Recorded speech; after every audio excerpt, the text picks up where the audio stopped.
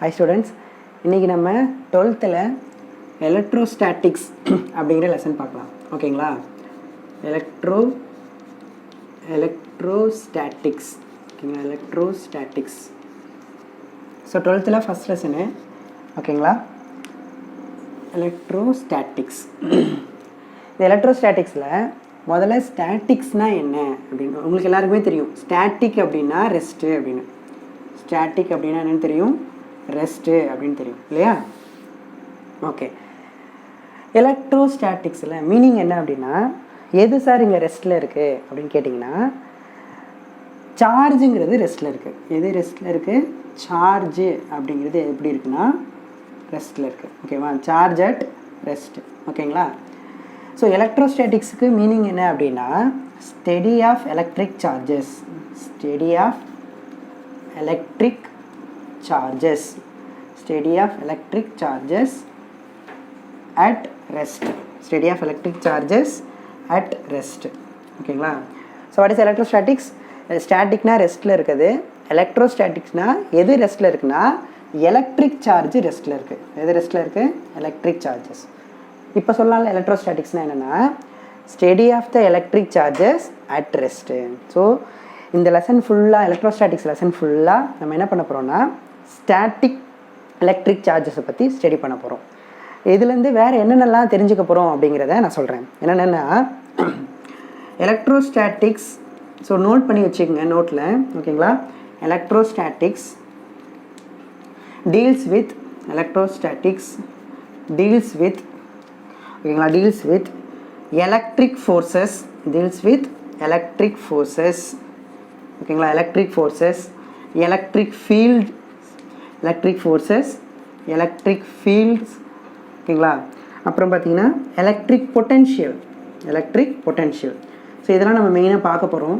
ஓகேங்களா? இந்த லெசனில் ஒவ்வொரு டேர்மும் என்னென்ன அப்படிங்கிறத நான் அடுத்தடுத்த கிளாஸில் நான் சொல்கிறேன். ஓகேங்களா? எலக்ட்ரிக் பொட்டென்ஷியல் எல்லாமே எங்கே இருந்துன்னா, எங்கேருந்து அரைஸ் ஆகுதுன்னா, arising from static electric charges. Static electric charges. ஓகேங்களா? சரி, இது நோட் பண்ணி வச்சுங்க. இப்போ இதில் எலக்ட்ரிக் சார்ஜ்னால் நமக்கு என்னென்னு தெரியணும்ல ஃபஸ்ட்டு.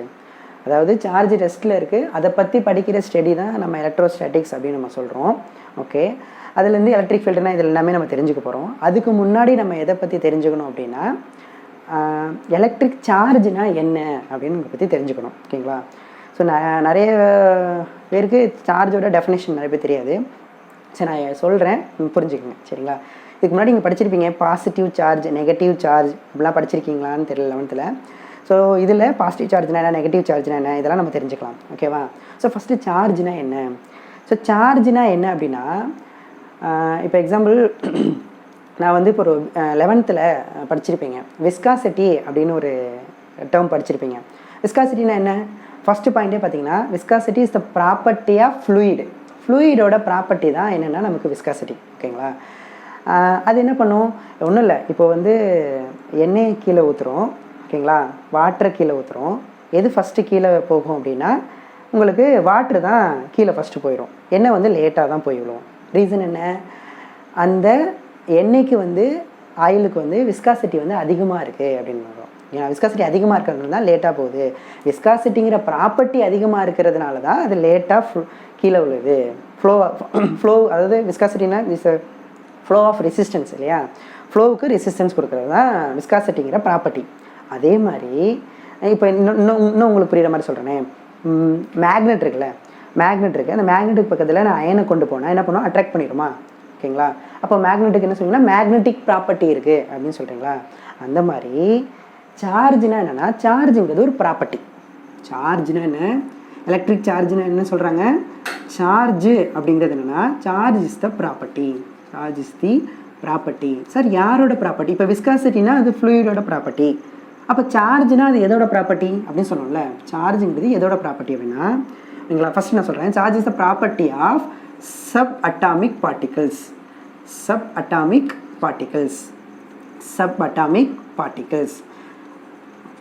சார்ஜுங்கிறது ப்ராப்பர்ட்டின்னு சொல்லியாச்சு. அது யாரோட ப்ராப்பர்ட்டி அப்படின்னா சப் அட்டாமிக் பார்ட்டிகிள்ஸோட ப்ராப்பர்ட்டியா. அது யார் சப் அட்டாமிக் பார்ட்டிகிள்ஸ்? 11th கெமிஸ்ட்ரியில் படிச்சிருப்பீங்க சப் அட்டாமிக் பார்ட்டிகிள்ஸ்னு. ஒன்றும் இல்லை, அதாவது நம்ம ஒரு ஆப்ஜெக்ட் எடுத்துட்டோம் அப்படின்னா அது எப்படி சொல்லலாம், உங்களுக்கு 3 டைப்ஸ் ஆஃப் மேட்டர் படிச்சிருப்பீங்க. Solid matter, liquid matter, gas matter அப்படின்னு படிச்சிருப்பீங்க இல்லையா. ஸோ மேட்டர்லாம் அதாவது ஃபஸ்ட்டு வந்து ஆட்டம்ஸ் எல்லாம் சேர்ந்தா மாலிகுல்ஸ்லாம் சேர்ந்தா மேட்டர் இல்லையா. ஓகே, அப்போது அந்த ஆட்டமுக்குள்ளே என்னென்ன இருக்கும் கண்டிப்பாக படிச்சிருப்பீங்க. இப்போ 11th என்னென்ன இருக்குன்னா சார் ஆட்டம்ஸுக்குள்ளே என்ன இருக்குன்னா நியூக்ளியஸ் இருக்கும், எலக்ட்ரான் இருக்கும். அந்த நியூக்ளியஸ்க்குள்ளே என்ன இருக்கும் அப்படின்னா புரோட்டான் இருக்கும், நியூட்ரான் இருக்கும். ஓகேங்களா. அப்போது எலக்ட்ரான், புரோட்டான், ஓகேங்களா, நியூட்ரான்ஸ் இது எல்லாமே பார்த்திங்கன்னா ஆட்டம்ஸ்க்கு உள்ளே இருக்கா. அதுதான் நம்ம என்ன சொல்கிறோன்னா எலக்ட்ரானும் புரோட்டானும் ஆட்டம்ஸ்க்குள்ளே இருக்குது. அதுதான் சப் அட்டாமிக் பார்ட்டிகிள்ங்கிறோம். ஸோ எலக்ட்ரான் ஒரு பார்ட்டிக்கிள், உங்களுக்கு வந்து புரோட்டான் ஒரு பார்ட்டிக்கிள். அப்போது ரெண்டையும் தான் நம்ம என்ன சொல்கிறோன்னா சப் அட்டாமிக் பார்ட்டிகிள்ஸுங்கிறோம். அப்போ அதோட ப்ராப்பர்ட்டியை தான் நம்ம என்ன சொல்கிறோன்னா சார்ஜு அப்படின்னு நம்ம சொல்கிறோம். சரிங்களா. அப்போது அந்த எலக்ட்ரானுக்கும் புரோட்டானுக்கும் என்ன இருக்குதுன்னு நீங்கள் சொல்லிடலாம். இப்போ ஃப்ளூயிடுக்கு என்ன இருக்குதுன்னு சொல்லலாம் சார், ஃப்ளூயிடுக்கு விஸ்காசிட்டிங்கிற ப்ராப்பர்ட்டி இருக்குது. அப்போ எலக்ட்ரானுக்கும் புரோட்டானுக்கும் சார்ஜுங்கிற ஒரு ப்ராப்பர்ட்டி இருக்குது அப்படின்னு நம்ம சொல்கிறோம். ஓகேவா. ஓகே, அப்போது charge is the property of sub atomic particles. இன்னும் கொஞ்சம் இப்போது மேட்டர்னு ஒன்று சொன்னல, இது ஒரு புக்கில் கொடுத்துருப்பாங்க. இன்னொரு டெஃபினேஷன் பார்த்தீங்கன்னா இப்போ ஆட்டம்ஸ்லாம் சேர்ந்தா மாலிகுல்ஸ்லாம் சேர்ந்தா மேட்டர்னு சொன்னல. அப்போது மேட்டருக்குள்ளே தான் உங்களுக்கு என்ன வருதுன்னா ஆட்டம்ஸ்லாம் வருது. அப்போ இதை வேறு மாதிரி எப்படி சொல்லுவாங்கன்னா இங்கே பாருங்கள், சார்ஜ் இஸ் தி இப்படியும் சொல்லுவாங்கன்னு சொல்ல வரேன். இப்படியும் சொல்லலாம். Charge is the property of matter. Charge is the property of மேட்டர்னு சொல்லலாம். சரிங்களா. மேட்டரோட ப்ராப்பர்ட்டின்னு சொல்லலாம், சப் அட்டாமிக் பார்ட்டிகிள்ஸோட ப்ராப்பர்ட்டின்னு சொல்லலாம். எதை? சார்ஜ். ஓகேங்களா. அடுத்து இன்னொன்று சொல்ல வந்துட்டேன். இந்த எலக்ட்ரோஸ்டாட்டிக்ஸ் லெசன் இருக்குல்ல, இந்த எலக்ட்ரோஸ்டாட்டிக்ஸ் லெசன் பார்த்தீங்கன்னா இந்த லெசன் வந்து இந்த டேர்ம்ஸ்லாம் சொன்னல, electric force, electric field, electric potential, இந்த டேர்ம்ஸ்லாம் எதோட மேக்ஸிமம் ஒரே மாதிரி இருக்கும். எந்த லெசன் படித்தேன் அப்படின்னா 11th 6th லெசன் படிச்சிருப்பீங்க, கிராவிடேஷன் அப்படிங்கிற ஒரு லெசன் படிச்சிருப்பீங்க. அந்த லெசன் படித்தா இந்த லெசன் வந்து ஈஸியாக படிச்சிடலாம். இங்கே எலக்ட்ரிக் ஃபோர்ஸ்னால் அங்கே வந்து என்னென்னா கிராவிடேஷனல் ஃபோர்ஸு, இங்கே எலக்ட்ரிக் ஃபீல்டுனா அங்கே என்னென்னா கிராவிடேஷனல் ஃபீல்டு, இங்கே எலக்ட்ரிக் பொட்டன்ஷியல்னால் அங்கே கிராவிடேஷனல் பொட்டன்ஷியல். ஸோ ரெண்டும் இந்த லெசனையும் கம்பேர் பண்ணி படிக்கும்போது நமக்கு ஈஸியாக முடிஞ்சிடும். இதுக்கப்புறம் ஒரு லெசன் வரும், மேக்னடிசம்னு ஒரு லெசன் வரும். அந்த லெசனும் பார்த்திங்க இது எல்லாமே ஒரே மாதிரி இருக்கும். ஸோ நான் ஈஸியாக படிச்சிடலாம். எல்லாத்துக்கும் எப்படி நான் அப்படியே ஜாயின் பண்ணி படிக்கிறதுங்கிறதையும் சொல்லித்தரேன். ஓகேவா. ஓகே, சரி. இப்போது charge is the property of matter அப்படின்னு நம்ம சொல்லிட்டோமா. இப்போ நான் கிராவிடேஷன் லெசனோட கம்பேர் பண்ணேன். இங்கே எதுக்கு அங்கே போனோன்னா மாஸுங்கிறத சொல்கிறதுக்காக தான் போனேன். மாஸ் அப்படின்னா என்ன படிச்சிருப்பீங்க சார், கெமிஸ்ட்ரியில் படிச்சிருப்பீங்க ஃபர்ஸ்ட் லெசனில். Mass is the amount of matter in the ஆப்ஜெக்டில் எவ்வளோ மேட்டர் இருக்குது அப்படின்னு சொல்கிறது தான் மாஸு. அப்போ மேட்டருக்கு கண்டிப்பாக என்ன இருக்குது, மாஸ் இருக்குது. அப்போ மேட்டருக்கு மாஸ் இருக்குது அப்படின்னா மேட்டருக்கு இன்னொன்றும் இருக்குது, என்னென்ன சார்ஜ். மேட்டருக்கு என்ன இருக்குது, இன்னொன்றும் சார்ஜ் இருக்குது. ஸோ மேட்டருக்கு மாஸும் இருக்குது, சார்ஜும் இருக்குது. இன்னும் இதில் சொல்லியிருப்பாங்க ஒரு இதில், அதாவது மேட்டர் கண்டைன்ஸ், ஓகேங்களா, மேட்டர் கண்டைன்ஸ் என்னென்ன மாஸு சார்ஜ், இது இன்னும் கொஞ்சம் தெளிவாக சொல்லியிருப்பாங்கன்னா மாஸுங்கிறதே என்ன சொல்லியிருப்பாங்கன்னா கிராவிடேஷ்னல் சார்ஜு அப்படின்னு சொல்லியிருப்பாங்க. மாஸுங்கிறது என்ன சொல்லியிருப்பாங்கன்னா கிராவிடேஷ்னல் சார்ஜு, ஓகேங்களா. இந்த சார்ஜுங்கிறது எலக்ட்ரிக் சார்ஜு, ஓகேவா, எலக்ட்ரிக்கல் சார்ஜு அப்படின்னு சொல்லிடலாம், எலக்ட்ரிக்கல் சார்ஜு அப்படின்னு. ஓகேவா. இப்போ இது எல்லாமே எதுக்கு நான் சொல்ல வரேன் அப்படின்னு கேட்டிங்கன்னா, சரிங்களா, மெயினாக எதுக்கு அப்படின்னா சார்ஜுனா என்ன அப்படிங்கிறத சொல்கிறதுக்காக தான். ஓகேங்களா. ஸோ இது வரைக்கும் என்ன படித்தோன்னு பார்த்துக்கோங்க, பார்த்துட்டு எழுதி வச்சுக்கோங்க, நோட் பண்ணிக்கோங்க, பாஸ் பண்ணி நோட் பண்ணி வச்சுக்கோங்க. சரிங்களா. சரி, ஓகே. இது வரைக்கும் பார்த்தாச்சா. இப்போது இது கிராவிடேஷனல் சார்ஜ், எலக்ட்ரிக் சார்ஜ்னு சொல்லலாம். மொத்தம் இன்னும் இதை கொஞ்சம் தெளிவாக சார்ஜ்னா என்னன்னு சொல்லணும்னா, மேட்டருக்கு சார்ஜ் இருக்குது, மேட்டருக்கு மாஸும் இருக்குது. அப்போ இன்னும் கொஞ்சம் டெஃபினேஷனை மாத்திர பாருங்க. என்னென்னா சார், சார்ஜ் இஸ்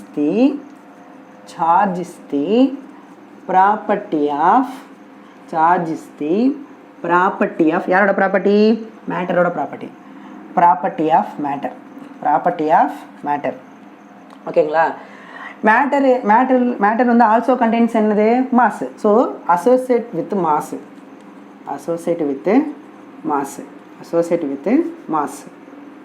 ஓகேங்களா property of matter associated with mass ஓகேங்களா and it produces and experiences எதை ப்ரொடியூஸ் பண்ணுது எதை எக்ஸ்பீரியன்ஸ் பண்ணுதுன்னா electric fields and magnetic fields electric field and magnetic ஃபீல்ட்ஸை வந்து என்ன பண்ணுதுன்னா ப்ரொடியூஸும் பண்ணுது எக்ஸ்பீரியன்ஸும் பண்ணுதான் ஓகேங்களா இப்போ பாருங்களேன் சார்ஜோட டெஃபினேஷன் என்னென்னு charge is the property of the matter ஓகேங்களா அந்த மேட்டர் வந்து associated with the mass charge என்ன பண்ணுது very very important point charge என்ன பண்ணுதுன்னா ப்ரொடியூஸ் த எலக்ட்ரிக் ஃபீல்டையும் ப்ரொடியூஸும் பண்ணுது எக்ஸ்பீரியன்ஸும் பண்ணுது எலக்ட்ரிக் ஃபீல்டும் ப்ரொடியூஸ் பண்ணுது மேக்னெட்டிக் ஃபீல்டும் ப்ரொடியூஸ் பண்ணுது எதையும் எக்ஸ்பீரியன்ஸ் பண்ணுது அப்படின்னா ரெண்டு ஃபீல்டையும் எக்ஸ்பீரியன்ஸ் பண்ணுது ஓகேங்களா ஓகே இது ஒரு டெஃபினேஷனாக நீங்கள் எழுதிக்கலாம் எதுக்கு எலக்ட்ரிக் சார்ஜுக்கு ஒரு டெஃபினேஷனாக நீங்கள் எழுதிக்கலாம் ஓகேங்களா ஓகே இன்னும் ஒரே ஒரு டெஃபினேஷன் ஓகேங்களா என்ன டெஃபினேஷன் அப்படின்னா ஓகேவா ஸோ உங்களுக்கு எது ஈஸியாக இருக்கோ நீங்கள் அதை எடுத்துக்கங்க ஓகேங்களா எதிரும் பாருங்கள் சார்ஜ் சொன்னல முன்னாடி charge is the property of எதோட ப்ராப்பர்ட்டி சொன்னேன் charge is the property of மேட்டர்னு சொல்லலாம் இன்னொன்று subatomic particles charge is the property of ஒரு நிமிஷம் charge is the property of sub atomic particles charge is the property of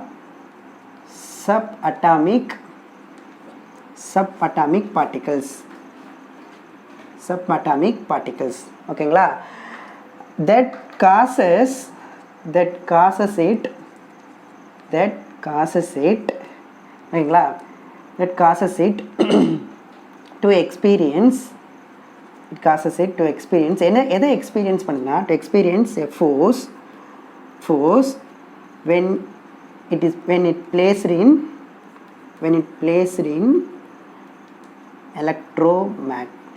electromagnetism ஓகேவா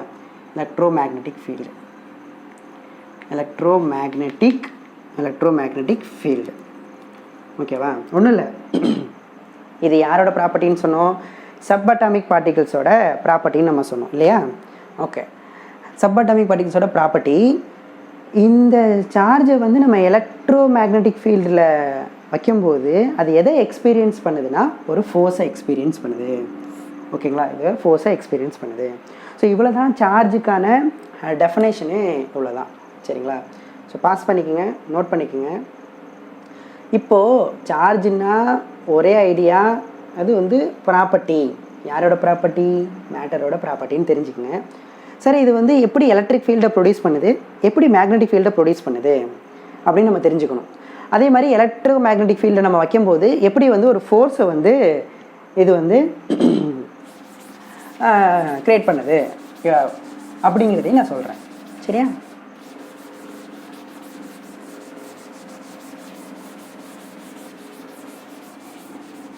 okay என்னதுன்னா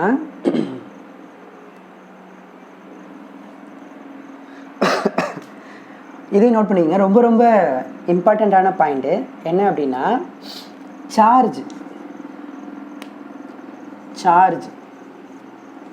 இந்த லெசனில் சார்ஜ் எப்படி இருக்குன்னு சொன்னேன் சார் எலக்ட்ரோஸ்டாட்டிக்ஸ் லெசன் பேர் சார்ஜ் எப்படி இருக்கும் அப்படின்னா ரெஸ்ட்டில் இருக்கும் இல்லையா இங்கே சார்ஜ் வந்து ரெஸ்ட்டில் இருந்துச்சுன்னா சார்ஜ் அட் ரெஸ்ட் ப்ரொடியூசஸ்